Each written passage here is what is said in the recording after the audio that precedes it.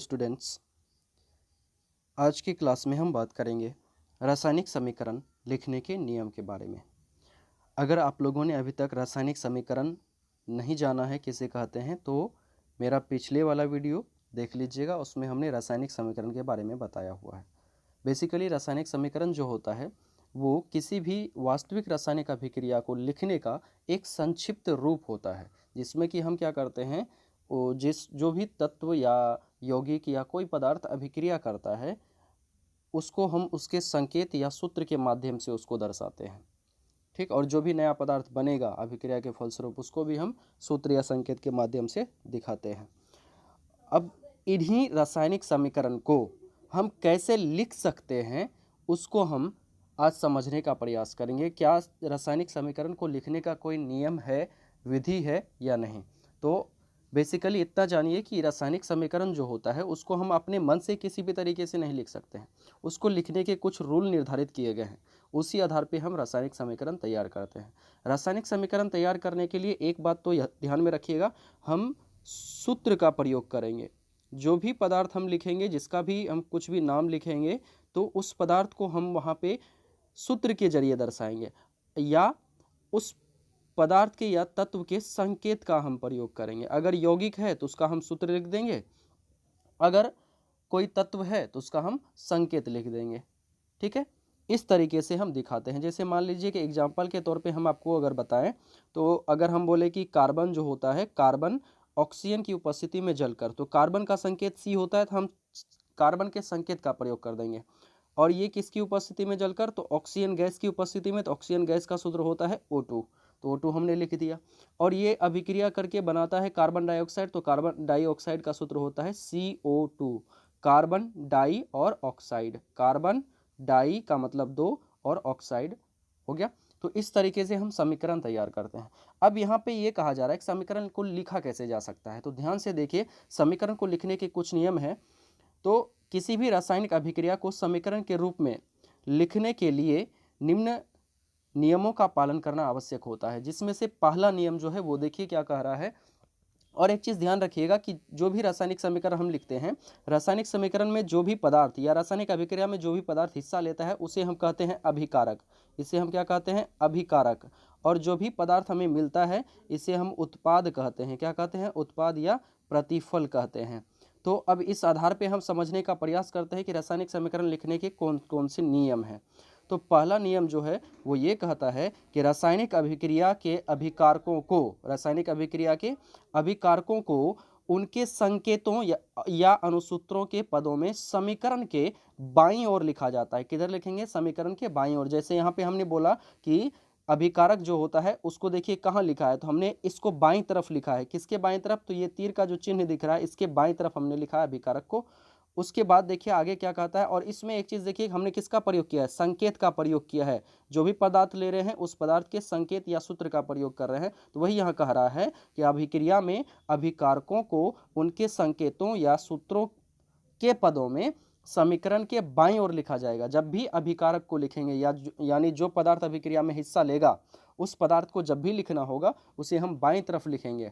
और अगर वो पदार्थ एक से अधिक हुआ, जैसे इस अभिक्रिया में अभिकारक को देखिएगा तो कार्बन भी अभिकारक है और ऑक्सीजन भी अभिकारक है, तो एक से अधिक अभिकारक है, तो इसके बीच में हम क्या करते हैं, प्लस के साइन का प्रयोग कर देते हैं। कौन से साइन का, प्लस के साइन का प्रयोग करते हैं। तो यहाँ वही लिखा हुआ है कि एक से अधिक अभिकारक रहने पर उनके सूत्रों के बीच या उनके संकेतों के बीच किसका प्रयोग कर देंगे, प्लस के साइन का, धन चिन्ह का प्रयोग कर देंगे।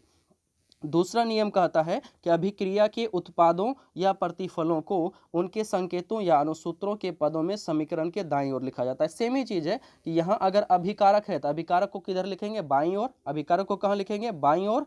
और अगर उत्पाद है, जो भी पदार्थ हमें मिलेगा उस पदार्थ को कहाँ लिख देंगे, उसे हम लिख देंगे दाईं ओर। तो वही चीज यहाँ पे आपको दिख रहा होगा, ये जो हमने समीकरण लिखा है इस समीकरण में हमें क्लियर दिख रहा है कि यहाँ पे क्या हुआ है, हमारा कार्बन ऑक्सीजन से जुड़ करके बनाता है कार्बन डाइऑक्साइड। तो ये हमारा कार्बन और ऑक्सीजन हो गया अभिकारक, जिसे हमने लिख दिया बाईं ओर।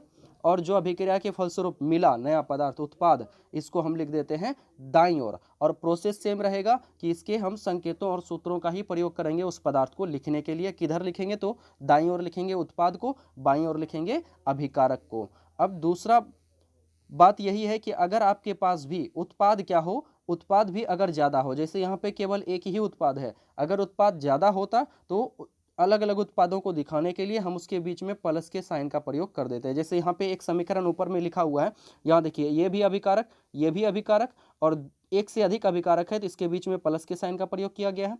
और इसमें उत्पाद जो हमें मिल रहा है, उत्पाद भी हमें एक से अधिक मिल रहा है, तो इसके बीच में भी प्लस के साइन का प्रयोग किया गया है। तो यही नियम है कि अभिकारक को लिखेंगे बाईं तरफ और उत्पाद को लिखेंगे दाईं तरफ।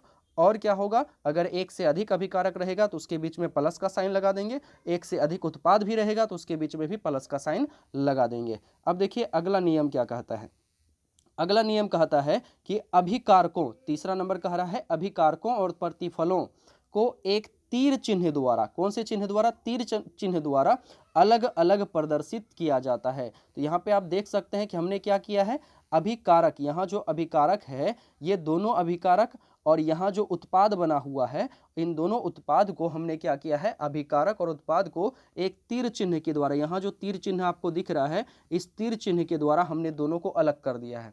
और इसी आधार पे हम क्या करते हैं, तीर चिन्ह के बाईं तरफ लिखते हैं अभिकारक को यानी रिएक्टेंट को, और तीर चिन्ह के दाएं तरफ हम लिखते हैं उत्पाद को यानी प्रोडक्ट को। इतना क्लियर है। अब देखिए ये तीर चिन्ह जो होता है, ये तीर चिन्ह हमें ये दिखाता है कि अभिक्रिया किस ओर हो रही है, मतलब कौन से पदार्थ से क्या नया बन रहा है। हमने ये दो पदार्थ लिया, इन दोनों ने अभिक्रिया किया और अभिक्रिया करने के बाद हमें ये मिला, तो यही इंडिकेशन देता है, तीर का चिन्ह यही बता रहा है कि अभिक्रिया इधर से जाकर के इधर की ओर हो रही है। ये काम किसका होता है, तीर के चिन्ह का ये काम होता है। अब देखिए अगला नियम ये कहता है कि एक से अधिक क्या रहे, एक से अधिक अणु अगर रहे, एक से अधिक अणुओं को प्रदर्शित करने के लिए प्रत्येक अणु के पहले उनकी संख्या को हम लिख देते हैं।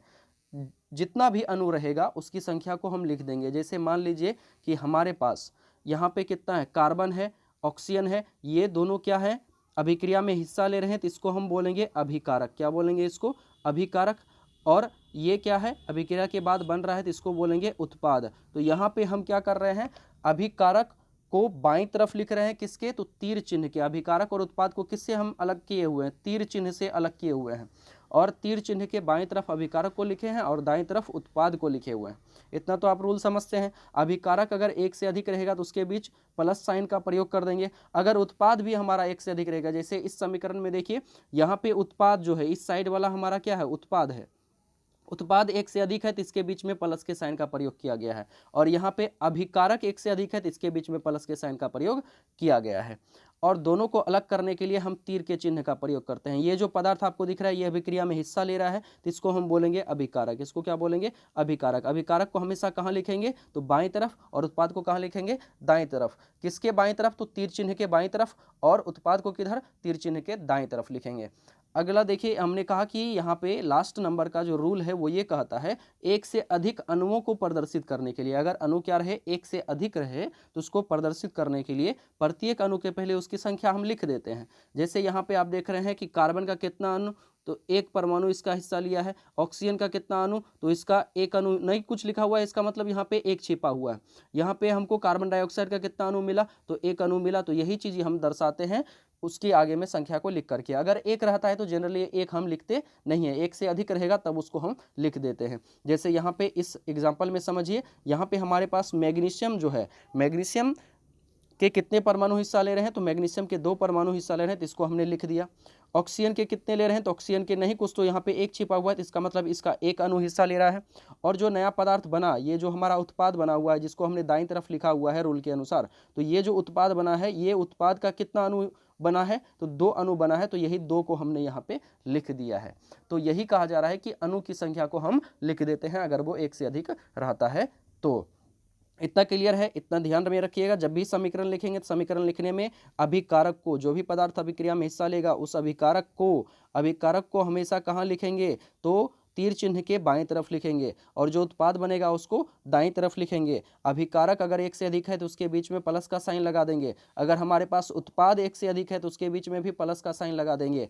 और अभिकारक और उत्पाद को अलग अलग दिखाने के लिए उसके बीच में तीर का चिन्ह लगा देंगे। तीर के चिन्ह का काम ये होता है कि ये हमको ये बताता है कि अभिक्रिया किस ओर हो रही है, हमने कौन सा पदार्थ लिया और अभिक्रिया करके कौन सा पदार्थ बना, यही बताने का काम करता है कौन, तीर का चिन्ह। ये नियम है किसको लिखने का, रासायनिक समीकरण को लिखने का। उम्मीद है आप ये समझ चुके होंगे। तो अगले टॉपिक पे हम बढ़ते हैं। अगला टॉपिक कहता है कि ये जो रासायनिक समीकरण है ये कितने टाइप का होता है। तो जनरली रासायनिक समीकरण दो प्रकार का होता है। जैसे एक होता है जिसमें कि आप क्या करते हैं, जैसे यहाँ पे देखिए, इसमें मैग्नीशियम और यहाँ ऑक्सीजन की संख्या इधर जितना है उतना ही मैग्नीशियम, इतना ही ऑक्सीजन इधर होगा, क्योंकि हमने इसको संतुलित किया हुआ है। जैसे इसमें देखिए, यहाँ पे कार्बन कितना है, इधर एक, इधर कार्बन कितना है, एक, ऑक्सीजन परमाणु कितना है, दो, इधर भी कितना है, दो है, सब चीज बराबर है।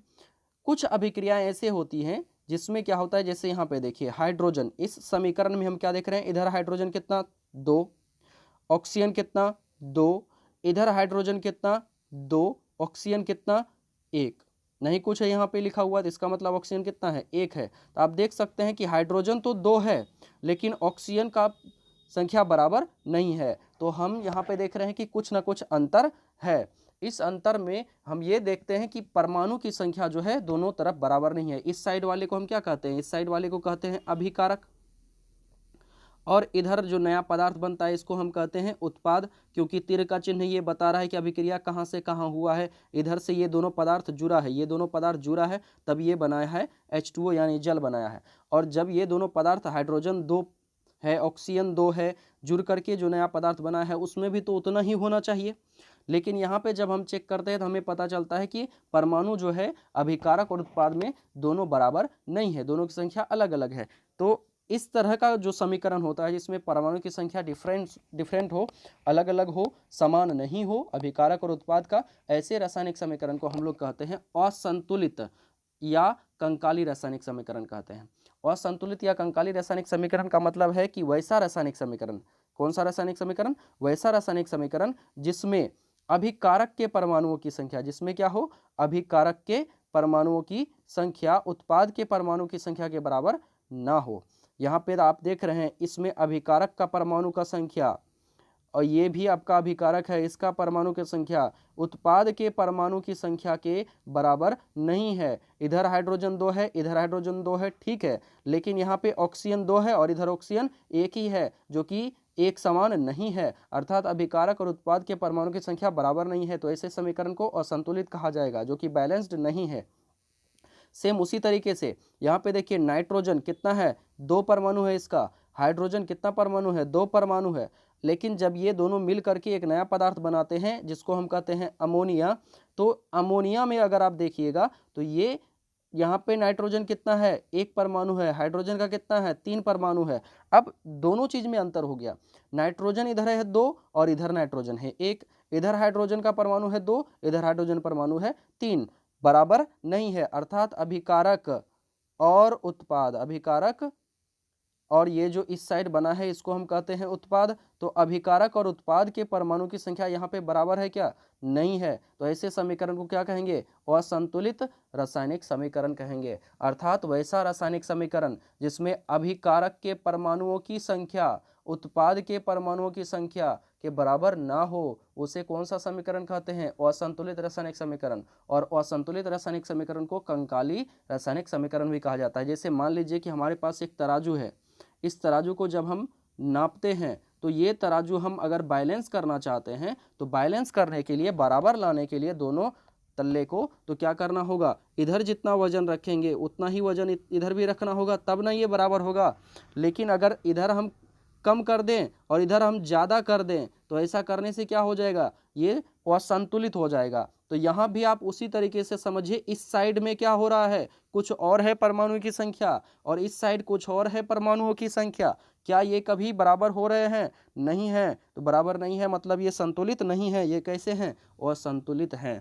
तो इस आधार पे हमने इसका डिफिनेशन जाना कि क्या हो सकता है। हम क्या बोलेंगे, असंतुलित रासायनिक समीकरण किसको बोल सकते हैं, तो असंतुलित रासायनिक समीकरण वैसा समीकरण हो सकता है जिसमें क्या हो, अभिकारक के परमाणु की संख्या उत्पाद के परमाणु की संख्या के बराबर ना हो, उसे क्या कहेंगे, असंतुलित रासायनिक समीकरण। चलिए इसका डिफिनेशन हम देख लेते हैं।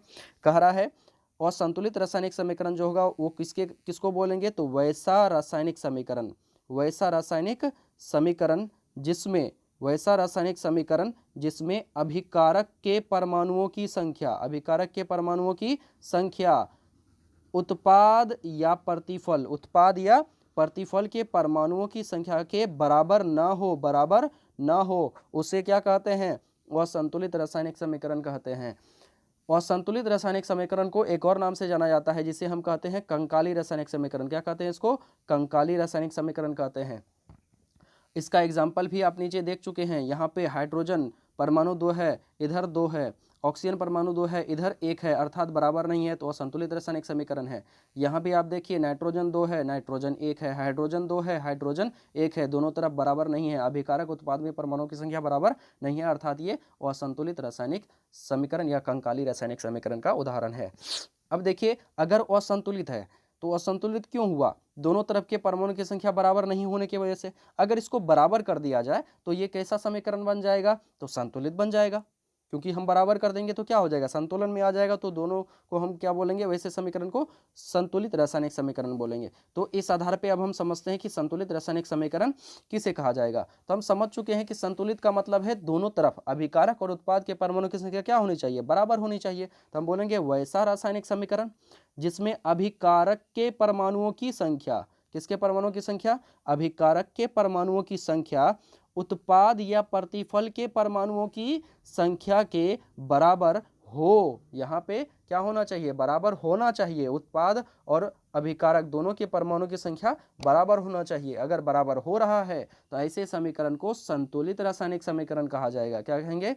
संतुलित रासायनिक समीकरण। अब इसको उदाहरण से हम समझने का प्रयास करते हैं।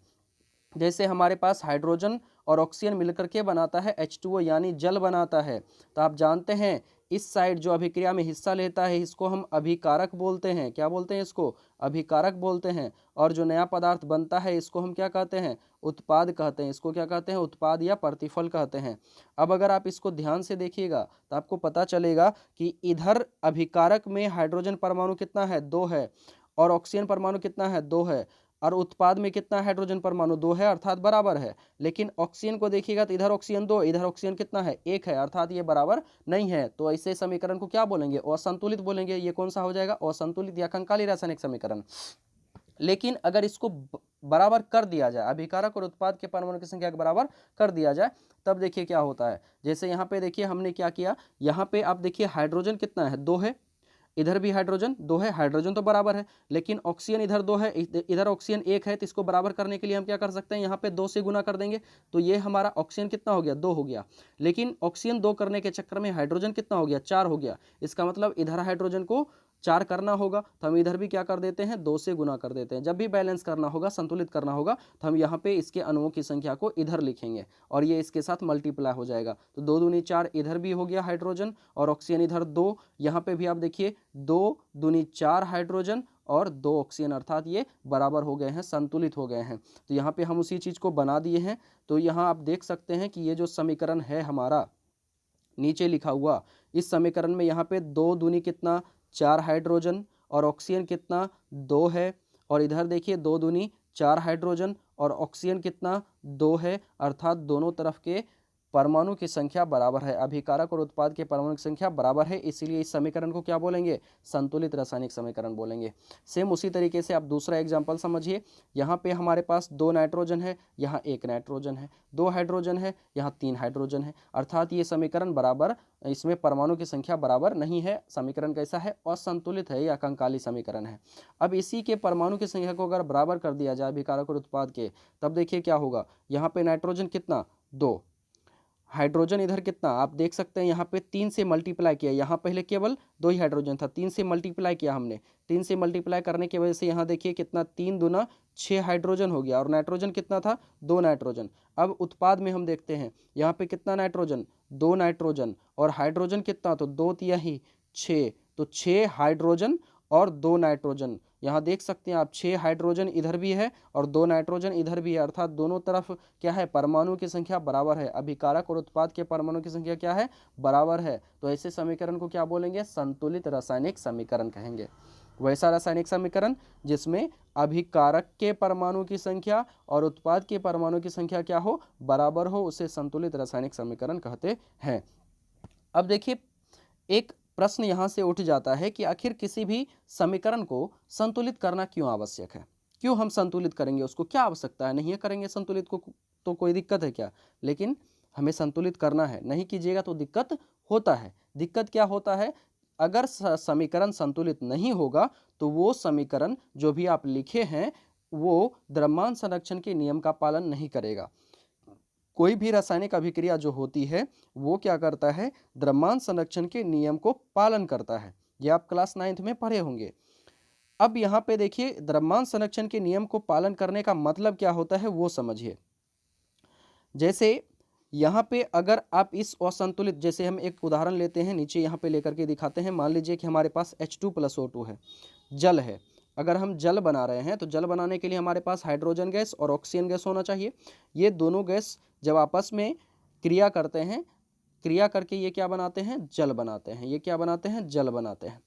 अब यहाँ पे आप समझिए कि ये समीकरण में आप अगर ध्यान से देखिएगा तो इधर हाइड्रोजन परमाणु की संख्या 2 है, ऑक्सीजन परमाणु की संख्या 2 है, और इधर हाइड्रोजन परमाणु की संख्या 2 है, ऑक्सीजन परमाणु की संख्या 1 है, अर्थात बराबर नहीं है। हाइड्रोजन तो बराबर है लेकिन ऑक्सीजन बराबर नहीं है, इधर 2 है तो इधर 1 है, अनबैलेंस्ड हो गया। तो ऐसे समीकरण को हम बोलेंगे असंतुलित या कंकाली रासायनिक समीकरण। अब इस समीकरण को हम देखते हैं ध्यान से कि इसमें हो क्या रहा है। आप एक चीज आप जानते होंगे कि हाइड्रोजन जो होता है, हाइड्रोजन का जो होता है द्रव्यमान संख्या 1 AMU होता है। कितना, 1 AMU होता है।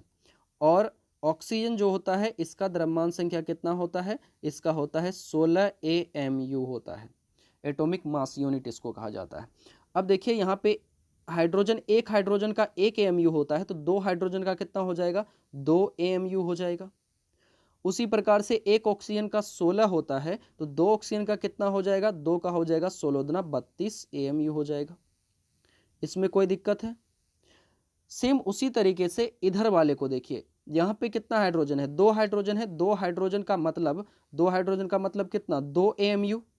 और एक ऑक्सीजन है तो एक ऑक्सीजन का मतलब कितना, एक ऑक्सीजन का कितना होता है 16, तो यहाँ पे कितना 16। अब दोनों को ऐड कर देते हैं, दोनों को ऐड करेंगे तो 16 + 2 कितना हो गया, 18 AMU। मतलब ये जो उत्पाद मिला है इस उत्पाद का द्रव्यमान कितना निकल के आ रहा है, 18 AMU। अब अभिकारक जो हमने लिया था, टोटल अभिकारक लिया कितना, उसके द्रव्यमान को देखिए। हमने 2 AMU लिया हाइड्रोजन और 32 AMU लिया ऑक्सीजन। ये दोनों क्रिया कर रहे हैं तो 32 + 2 कितना हो जाएगा, 34 AMU। अब यहाँ पे आप ध्यान से देखिए कि ये जो असंतुलित रासायनिक समीकरण है या कंकाली समीकरण है, इसमें अभिकारक, ये जो हमारा इधर हम लिए हुए हैं इसको हम बोलते हैं अभिकारक, रिएक्टेंट, और ये जो हमारा बना है इसको हम बोलते हैं प्रोडक्ट। तो रिएक्टेंट और प्रोडक्ट, अभिकारक और उत्पाद का द्रव्यमान अगर ध्यान से देखिएगा तो क्या द्रव्यमान इसका बराबर आ रहा है, बराबर नहीं आ रहा है। बराबर नहीं होने का कारण क्या रहा, तो कारण ये रहा कि इधर हाइड्रोजन 2 है, इधर हाइड्रोजन 2 है, लेकिन इधर ऑक्सीजन कितना है, ऑक्सीजन 2 है इधर, इधर ऑक्सीजन 1 है, जिस वजह से कि इसका द्रव्यमान में अंतर हो गया, द्रव्यमान बराबर नहीं हो पाया। तो यही कारण होता है कि हमें समीकरण को संतुलित करना पड़ता है। अब अगर आप कहिएगा कि समीकरण संतुलित करने से ये सही हो सकता है, तो आप एक बार चेक कर लीजिए। जैसे ये हमारा कौन सा समीकरण था, असंतुलित था। अब हम समीकरण को संतुलित करके लेते हैं। जैसे हमारे पास यहाँ समीकरण है और ये संतुलित है। कौन सा समीकरण है, संतुलित है। अभी इसमें हम चेक करते हैं संतुलित में क्या होता है। यहाँ पे क्या है, हमारे पास कितना हाइड्रोजन है, 2 दूनी 4 हाइड्रोजन है। तो आप जानते हैं यहाँ टोटल 4 हाइड्रोजन है इधर, और ऑक्सीजन कितना है, 2 है। और इधर ये जो हमारा है इसमें देखिए 2 दूनी 4 हाइड्रोजन है और ऑक्सीजन कितना है, तो 2 ऑक्सीजन है। अब ध्यान से समझिए, आपको हम बता दिए हैं कि एक हाइड्रोजन का कितना वेट होता है, 1 AMU होता है। तो 4 हाइड्रोजन है तो 4 AMU हो जाएगा इसका, इसमें कोई दिक्कत। और उसके बाद एक ऑक्सीजन का 16 AMU होता है, तो 2 ऑक्सीजन है तो कितना हो जाएगा, 16 दूना 32 AMU हो जाएगा। कितना, 16 दूना 32 AMU हो जाएगा। उसी तरीके से इधर देखिए 4 हाइड्रोजन है तो 4 हाइड्रोजन का कितना हो जाएगा, 4 AMU हो जाएगा। प्लस कितना ऑक्सीजन है, तो 2 ऑक्सीजन है। यहाँ पे 2 से हमने मल्टीप्लाई किया है, इस 2 से मल्टीप्लाई किया है तो 2 से टोटल में मल्टीप्लाई हो गया, हाइड्रोजन में भी और ऑक्सीजन में भी। तो ऑक्सीजन में कितना हो गया, 2 हो गया। तो अब 2 ऑक्सीजन हो गया तो एक ऑक्सीजन का 16 तो 2 का कितना, 32 हो जाएगा।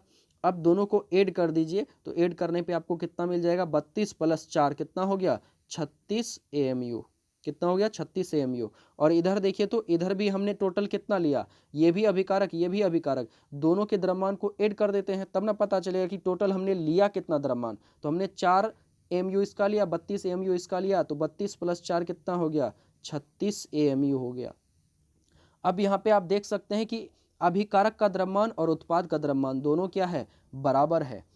और इसने क्या किया, द्रव्यमान संरक्षण के नियम का पालन किया। द्रव्यमान संरक्षण के नियम क्या कहते हैं, तो यही कहते हैं कि कोई भी रासायनिक अभिक्रिया जो होती है, उस रासायनिक अभिक्रिया में जितना हम अभिकारक का द्रव्यमान लेते हैं, अभिकारक का द्रव्यमान जितना लेते हैं, उत्पाद बनने के बाद उस उत्पाद का द्रव्यमान भी उतना ही रहता है। अर्थात किसी भी रासायनिक अभिक्रिया में द्रव्यमान का ना तो निर्माण संभव है और ना ही उसका विनाश, अर्थात द्रव्यमान नष्ट भी नहीं होता है और ना ही उसको हम बना सकते हैं। जितना था उतना ही रह जाता है, जितना हम लिए थे उतना ही हमको मिल जाता है। जैसे मान के चलिए कि हम गेहूं पिसवाने गए हैं, क्या पिसवाने गए हैं, गेहूं। तो गेहूं मान लीजिए कि हम 5 kg लेके जा रहे हैं पिसवाने के लिए। तो जब हम गेहूं को पिसवाएंगे तो वो क्या बन जाएगा, आटा बन जाएगा। तो आटा भी हमको कितना मिलना चाहिए, 5 kg। अगर आपको जहाँ पिसवाने गए हैं वो मिल वाला आपको मान लीजिए कि 4 kg आटा दे रहा है, क्या आप 4 kg आटा लेकर के चलाइएगा, नहीं आएगा। आप बोलेगा कि हम 5 kg गेहूं लेके आए थे तो हमको आटा भी कितना चाहिए, 5 kg चाहिए।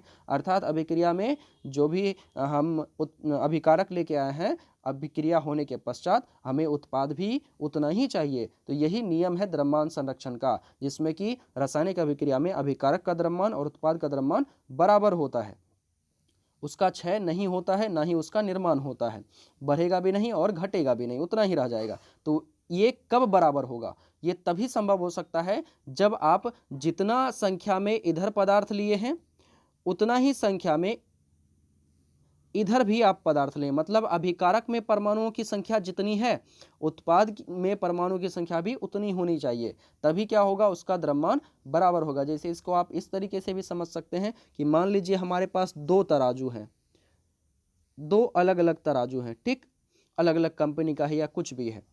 अब क्या कर रहे हैं, इस तराजू पे, ये जो पहला तराजू है और ये दूसरा तराजू है, पहले तराजू पे हमने क्या किया, 2 व्यक्ति को बिठा दिया, इसको नाप लिया। अब हम क्या करते हैं, मान लीजिए कि इस पे हमने 2 व्यक्ति को बिठाया, इसका वजन आया 60 kg, कितना आया 60 kg। अब इस तराजू पे हम क्या करते हैं, इसमें से एक व्यक्ति को उठा करके इस पे बिठा देते हैं, तो क्या लग रहा है, ये वजन 60 kg आएगा कि नहीं आएगा। आप कहिएगा कि 60 kg कैसे आ सकता है, क्योंकि आपने यहाँ पे 2 व्यक्ति को बिठाया था तब 60 kg आया था इस तराजू पे, लेकिन दूसरे वाले तराजू पे आपने केवल एक ही व्यक्ति को बिठाया है तो इसका वजन 60 kg नहीं आएगा। कुछ भी हो सकता है, या तो हो सकता है 20 kg आ जाए, 30 kg आ जाए, 40 आ जाए, लेकिन 60 तो नहीं होगा। 60 तभी होगा जब हम दोनों व्यक्ति को यहाँ इस तराजू से पहले वाले से उठा करके दोनों को यहाँ बिठा दें, तभी 60 संभव है। इसका मतलब आप समझ रहे हैं, आदमी की संख्या जब बराबर हो जाएगी, जितना इधर लिए थे उतना ही इधर भी लेंगे, तभी ना उसका द्रव्यमान क्या होगा, बराबर होगा। लेकिन इसमें अगर हम गड़बड़ी कर देते हैं, संख्या बराबर नहीं लेते हैं, तो द्रव्यमान भी बराबर नहीं होगा। तो रासायनिक अभिक्रिया में भी यही बातें होती हैं कि आपको जो भी आप तत्व लिए हैं या यौगिक लिए हैं, उस यौगिक में जितने भी परमाणु हैं उसकी संख्या अभिकारक में जितनी है, उत्पाद में भी कितनी होनी चाहिए, उतनी ही होनी चाहिए, तभी वो किस नियम का पालन करेगा, द्रव्यमान संरक्षण के नियम का पालन करेगा। और यही कारण होता है कि द्रव्यमान संरक्षण के नियम का पालन करवाने के लिए हम समीकरण को क्या करते हैं, संतुलित करते हैं। अगर समीकरण को संतुलित नहीं करेंगे, संतुलित करके समीकरण तैयार नहीं करेंगे, तो वो कभी भी द्रव्यमान संरक्षण के नियम का पालन नहीं करेगा, जो कि नियम के विरुद्ध हो जाएगा, और ऐसा नहीं हो सकता। इसीलिए हम समीकरण को क्या करते हैं, संतुलित करते हैं। इसको आप एक और एग्जाम्पल से समझ सकते हैं। जैसे मान लीजिए कि हमारे पास क्या है, नाइट्रोजन गैस है, ये जुड़ता है किससे, हाइड्रोजन गैस से। जुड़ने के बाद ये बनाता है NH3, अर्थात बनाता है अमोनिया। क्या बनाता है, अमोनिया बनाता है। ये जो नया पदार्थ बना है ये क्या है, अमोनिया है। अब इसको आप देखिए, यहाँ पे नाइट्रोजन कितना है, 2 है, इधर नाइट्रोजन कितना है, 1 है, अर्थात बराबर नहीं है। इधर हाइड्रोजन कितना है, 2 है, इधर हाइड्रोजन कितना है, 3 है, अर्थात बराबर नहीं है। अभी अगर इसके द्रव्यमान को आप देखिएगा तो एक नाइट्रोजन का होता है 14, 2 नाइट्रोजन का कितना हो जाएगा, 28 AMU हो जाएगा। एक हाइड्रोजन का 1 तो 2 हाइड्रोजन का 2, टोटल ऐड करेंगे कितना हो जाएगा, 28 अब प्लस 2 कितना, 30 हो जाएगा, 30 AMU हो जाएगा। अब इधर उत्पाद में देखिए, एक नाइट्रोजन है तो कितना हो जाएगा, 14 हो जाएगा, और 3 हाइड्रोजन है तो कितना हो जाएगा, 3 हो जाएगा। तो 14 + 3 कितना 17 AMU। क्या बराबर हुआ द्रव्यमान? बराबर नहीं हुआ। क्यों नहीं हुआ? क्योंकि यहाँ पे परमाणुओं की संख्या क्या है? बराबर नहीं है। अभिकारक और उत्पाद के परमाणु की संख्या बराबर नहीं है। लेकिन अगर इसी चीज को हम संतुलित कर दें, क्या कर दें? इसको संतुलित कर दें, तो संतुलित करने के बाद क्या ये बराबर हो सकता है? तो इसको हम चेक करते हैं। जैसे मान लीजिए कि हमारे पास नाइट्रोजन है, आप देख रहे हैं कि इधर जो है एक ही नाइट्रोजन है, इधर कितना नाइट्रोजन है? 2 नाइट्रोजन है। तो संतुलित करने के लिए हम ये देखते हैं कि हमको कितना पुराना है। इधर 2 है तो इधर भी कितना करना होगा? 2 करना होगा। तो हम यहाँ पे 2 से गुना कर देते हैं। कर दिया हमने 2 से गुना। अब 2 से गुना करने के बाद आप यहाँ पे अगर ध्यान से देखिएगा तो 2 से गुना करने के बाद क्या हुआ? नाइट्रोजन तो 2 हो गया, लेकिन हाइड्रोजन कितना हो गया? 3 तो पहले यहाँ से था ही पहले से ही। अब यहाँ पे 2 और आ गया तो 3 दूना कितना हो गया? 6 हो गया। हाइड्रोजन तो 6 हो गया, लेकिन इधर हाइड्रोजन कितना है? 2 ही है। तो इधर भी हमको क्या करना होगा? उतना ही करना होगा जितना इधर है। तो 6 इधर भी करना होगा। तो हम यहाँ पे 3 से गुना कर देते हैं। 3 दूना 6। अब यहाँ पे देखिए इधर नाइट्रोजन 2, इधर हाइड्रोजन 6, और इधर भी देखिए आपका नाइट्रोजन 2 और हाइड्रोजन कितना? 3 दूना 6। अब बराबर हो गया है संख्या में। अब चेक करते हैं क्या इसका द्रव्यमान बराबर आता है कि नहीं आता है। 2 नाइट्रोजन है तो एक नाइट्रोजन का 14 होता है, तो 2 नाइट्रोजन का 28 हो जाएगा। 3 दूना 6 हाइड्रोजन है तो एक का 1 होता है, तो 6 का 6 हो जाएगा। प्लस कर दीजिए, कितना हो गया? 34 AMU। 28 + 6 कितना हो गया? 34। अब उसी तरीके से यहाँ भी कितना नाइट्रोजन है? 2 है, तो इसका कितना हो जाएगा? 14 दूना 28 AMU हो जाएगा। और हाइड्रोजन कितना है? 3 दूना 6 है, तो ये भी कितना हो जाएगा? 6 हो जाएगा। ऐड कर दीजिए, कितना हो गया? 34 AMU। इसका मतलब यहाँ पे द्रव्यमान बराबर हो गया, और ये समीकरण द्रव्यमान संरक्षण के नियम का पालन कर रहा है। कब कर रहा है? संतुलित होने के बाद, या अर्थात संतुलित रासायनिक समीकरण ही क्या करता है? द्रव्यमान संरक्षण के नियम का पालन करता है, और संतुलित वाला नियम पालन नहीं करता है द्रव्यमान संरक्षण का। इसीलिए हम लोग क्या करते हैं? किसी भी रासायनिक समीकरण को संतुलित करते हैं, ताकि वो क्या कर सके? द्रव्यमान संरक्षण के नियम का, किस नियम का? द्रव्यमान संरक्षण के नियम का पालन करे। द्रव्यमान संरक्षण का नियम आप क्लास 9th में भी पढ़े होंगे। क्या होता है? द्रव्यमान संरक्षण का नियम कहता है किसी भी रासायनिक अभिक्रिया में या किसी भी रासायनिक समीकरण में अभिकारक का द्रव्यमान उत्पाद के द्रव्यमान के क्या होना चाहिए? बराबर होना चाहिए। अर्थात किसी भी रासायनिक अभिक्रिया में रासायनिक अभिक्रिया के फलस्वरूप द्रव्यमान जो होगा अभिकारक का और उत्पाद का, वो बराबर होगा। हम ये कह सकते हैं कि द्रव्यमान का ना तो निर्माण संभव होगा और ना ही उसका विनाश। अर्थात जितना हम लिए थे पहले अभिक्रिया के कराने के लिए, अभिक्रिया कराने के बाद भी हमें उतना ही द्रव्यमान मिलेगा। इसी नियम को द्रव्यमान संरक्षण का नियम कहा जाता है। इसमें कोई भी फेरबदल नहीं होने वाला है द्रव्यमान में। और ये द्रव्यमान संरक्षण का नियम तभी आप देख सकते हैं किसी भी समीकरण में पालन होते हुए, जब वो समीकरण कैसा हो जाए? संतुलित हो जाए। अगर संतुलित नहीं रहेगा तो द्रव्यमान संरक्षण के नियम का पालन नहीं करेगा। यही कारण होता है कि हम किसी भी रासायनिक समीकरण को क्या करते हैं? संतुलित करते हैं। बिना संतुलित किए लिखेंगे तो वो अशुद्ध होगा, यानी वो आपको द्रव्यमान संरक्षण का नियम पालन करता हुआ नहीं दिखेगा। इसीलिए समीकरण को हम लोग क्या करते हैं? संतुलित करते हैं। तो यही कारण है, यहाँ पे स्टार पॉइंट में हम लिख दिए हैं कि द्रव्यमान संरक्षण के नियम का अनुपालन करने के लिए रासायनिक समीकरण को क्या किया जाता है? संतुलित किया जाता है। बात समझे कि नहीं समझे? अगर हम ऐसा नहीं करेंगे तो कभी भी द्रव्यमान संरक्षण के नियम का पालन नहीं हो पाएगा। अब देखिए, इस आधार पे बिहार बोर्ड कई सालों से एक प्रश्न पूछते आ रहा है, और कई बार पूछा भी है, और ये आपके एग्जाम के पर्पज से भविष्य में भी अगर आप एग्जाम दीजिएगा, चाहे आप जब भी दें, ये प्रश्न आपको पूछा जा सकता है। तो ये जो प्रश्न है इसको ध्यान से देखिएगा। यहाँ पे हमने प्रश्न लिख भी दिया है। ये जो प्रश्न है देखिए, यहाँ पे कह रहा है कि संतुलित रासायनिक समीकरण क्या है। प्रश्न कह रहा है संतुलित रासायनिक समीकरण क्या है। आपको ये बताना है कि संतुलित रासायनिक समीकरण किसे बोलेंगे, और कह रहा है कि रासायनिक समीकरण को संतुलित करना क्यों आवश्यक है, क्यों रासायनिक समीकरण को हम संतुलित करेंगे। तो आपको याद होगा, हमने ऊपर में अभी तुरंत आपको बताया है कि संतुलित रासायनिक समीकरण क्या है। आप उस संतुलित रासायनिक समीकरण की परिभाषा लिख दीजिएगा। संतुलित रासायनिक समीकरण किसे कहते हैं? तो यहाँ पे हमने लिख दिया है कि वैसा रासायनिक समीकरण जिसमें अभिकारक के परमाणुओं की संख्या उत्पाद के परमाणुओं की संख्या के क्या हो? बराबर हो, उसे क्या कहते हैं? संतुलित रासायनिक समीकरण कहते हैं। हमने इसका उदाहरण भी दे दिया है। आप इसी तरीके से उदाहरण दे करके दिखा भी दीजिएगा नीचे। ठीक, संतुलित और असंतुलित दिखा दीजिएगा। उसके बाद आपसे दूसरा प्रश्न भी ये पूछ रहा है कि रासायनिक समीकरण को, यहाँ पे प्रश्न का दूसरा भाग यहाँ है, दूसरा भाग ये कह रहा है कि रासायनिक समीकरण को संतुलित करना क्यों आवश्यक है। ये भी हमने आपको स्टार पॉइंट में बता दिया है। जैसे हमने लिखा है वैसे ही आप वहाँ जाकर के पैराग्राफ चेंज करके लिख दीजिएगा कि द्रव्यमान संरक्षण के नियम का अनुपालन करने के लिए रासायनिक समीकरण को क्या किया जाता है, संतुलित करना आवश्यक होता है। अब यहाँ पे इसका भी हमने एग्जाम्पल नीचे लिख दिया है। आप इस तरीके से एग्जाम्पल लिख करके आप इसका द्रव्यमान दिखा सकते हैं कि असंतुलित में द्रव्यमान बराबर नहीं होता है, और संतुलित करने के बाद जब समीकरण को संतुलित कर देते हैं तब द्रव्यमान क्या हो जाता है, बराबर हो जाता है, अर्थात ये द्रव्यमान संरक्षण के नियम का पालन करने लगता है। इसीलिए रासायनिक समीकरण को संतुलित करना आवश्यक होता है ताकि वो द्रव्यमान संरक्षण के नियम का क्या कर सके, पालन कर सके। इतना क्लियर है? तो उम्मीद है कि आप समझ चुके होंगे आज की क्लास को। और अगर आपको रासायनिक समीकरण पता नहीं है, रासायनिक अभिक्रिया पता नहीं है क्या होता है, तो आप मेरे पहले वाले वीडियो को एक बार जरूर देख लीजिएगा। उसके बाद इस वीडियो को देख करके आप समझ सकते हैं कि कौन सी चीज़ें क्या क्या होती हैं और किस तरीके से होता है। तो हम इस लेक्चर में क्या क्या पढ़े हैं उसको एक बार से रिकेप कर देते हैं। हमने पढ़ा रासायनिक समीकरण को लिखने के नियम के बारे में। लिखने का नियम कहता है कि अभिकारक को, जो भी पदार्थ अभिक्रिया में हिस्सा लेगा उसको हम कहाँ लिखेंगे, बाईं तरफ लिखेंगे, और जो भी प्रोडक्ट बनेगा उस प्रोडक्ट को कहाँ लेंगे, दाईं तरफ लिखेंगे, उसके संकेतों और सूत्रों के साथ लिखेंगे। यहाँ पे हम पूरा नाम का ढड्डा का इस्तेमाल नहीं करेंगे।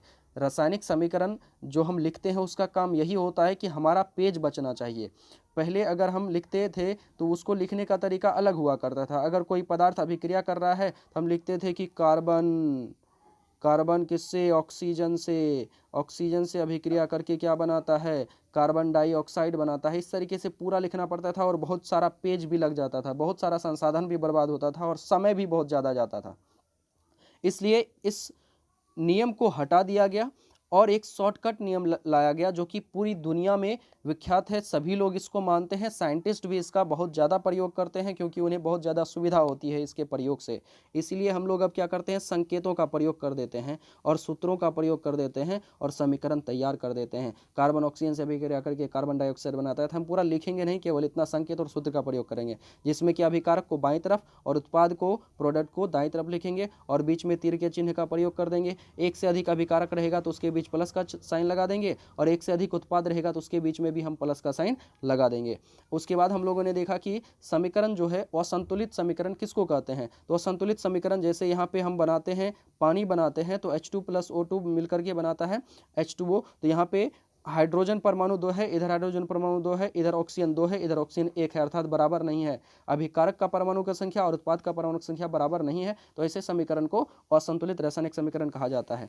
वही अगर इसे बराबर कर दिया जाए, जैसे हम यहाँ पे 2 से गुना कर दें इधर और 2 से गुना कर दें इधर, तो 2 दूनी 4 हाइड्रोजन इधर है, 2 ऑक्सीजन इधर है, 2 दूनी 4 हाइड्रोजन इधर है और 2 ऑक्सीजन इधर है, अर्थात परमाणु की संख्या बराबर है अभिकारक और उत्पाद का। तो ऐसे समीकरण को हम कहते हैं संतुलित रासायनिक समीकरण। और रासायनिक समीकरण को संतुलित करना क्यों आवश्यक होता है, तो द्रव्यमान संरक्षण के, किसके नियम का, द्रव्यमान संरक्षण के नियम का पालन करने के लिए रासायनिक समीकरण को संतुलित करना आवश्यक होता है। उम्मीद है आप समझ चुके होंगे। आज के लिए इतना ही रखते हैं, फिर मिलते हैं नेक्स्ट वीडियो में। तब तक के लिए जय हिंद।